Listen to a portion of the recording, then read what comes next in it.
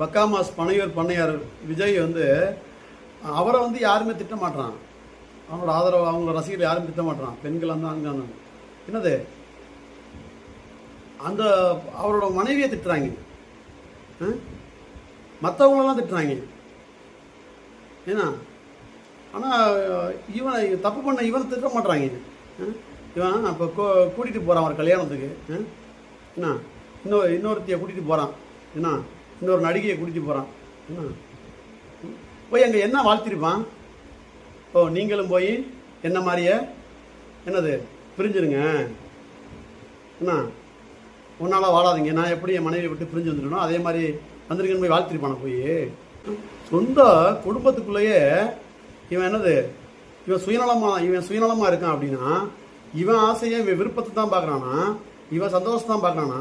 இவன் எப்படி நாளைக்கு மக்களுக்கு வந்து என்ன பண்ணுவான்? மக்களோட விருப்பத்தை பார்ப்பான், மக்களோட சந்தோஷத்தை பார்ப்பான். இவன் சுயநலவாதி தானே. இவன் சுயநலத்துவாதுக்காக என்ன வேணா பண்ணுவான்ல.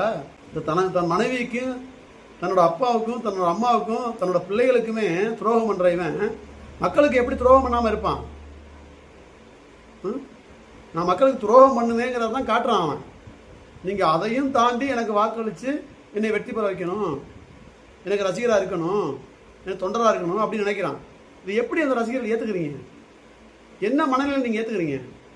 இவ்வளோ ஒரு மோசமான மனநிலை இருக்கான் அவன். நீங்கள் அவனை வந்து என்ன பண்ணுறீங்க? நீங்கள் எந்த அடிப்படையில் நீங்கள் ஏற்றுக்கிறீங்க?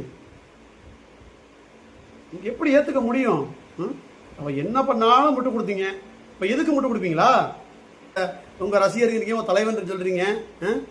சினிமாவை பார்க்காத சினிமாவை பார்க்காம பொழுதுபோக்காக பார்க்காம அது வாழ்க்கையாக பார்த்து அவன் வந்தால் நொட்டிடுவான், அவன் வந்தால் கிழிச்சிடுவான், அவன் தான் மாற்றிடுவான். அவனே அவனை மாற்ற முடியல, அவன் குடும்பத்தையே மாற்ற முடியலையே. என்னத்தை மாற்றி கேட்ப நட போகிறான்? அவங்க கட்சியில் இருக்க அவர் ரசிகர் பெண்களை பார்த்து நான் கேட்குறேன், உங்கள் வீட்டுக்காரன் இது மாதிரி இன்னொருத்தி சுற்றி தெரிஞ்சா நீங்கள் விடுவீங்களா? ஏற்றுவீங்களா? நீங்களும் ஒரு பெண் தானே. இப்போ விஜயோட மனைவி ஒரு பெண் தானே, சங்கீதாவும். அதோட மனநிலை எப்படி இருக்கும் யோசிச்சு பாருங்க. சரி, அவனோட ரசிகரை பார்த்து கேட்குறேன், விஜயோட ரசிகரை பார்த்து கேட்குறேன், உங்கள் அக்கா தங்கச்சி இருப்பாங்க, உங்கள் அக்காவோட வீட்டுக்காரோ இல்லை தங்கச்சியோட வீட்டுக்காரோ இந்த மாதிரி ஒருத்தையோடு சுற்றி இருந்தா நீங்கள் விடுவீங்களா? ஏற்றுக்குவீங்களா? எப்படி ஏற்றுக்குவீங்க நீங்கள்? விடுவீங்களா நீங்கள்? என்ன மனநிலை நீங்கள் வந்து அவனுக்கு வந்து இன்னும் முட்டு முக்குறீங்க?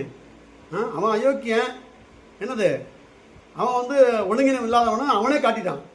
அதையும் தாண்டி என்னை ஏற்றுக்கணும்னு சொல்கிறான், திணிக்கிறான். ஒரு அயோக்கியன் அவன் சொல்கிறான், அயோக்கியன்னு காட்டுறான், நான் ஒழுங்கின மற்றவனு காட்டுறான்.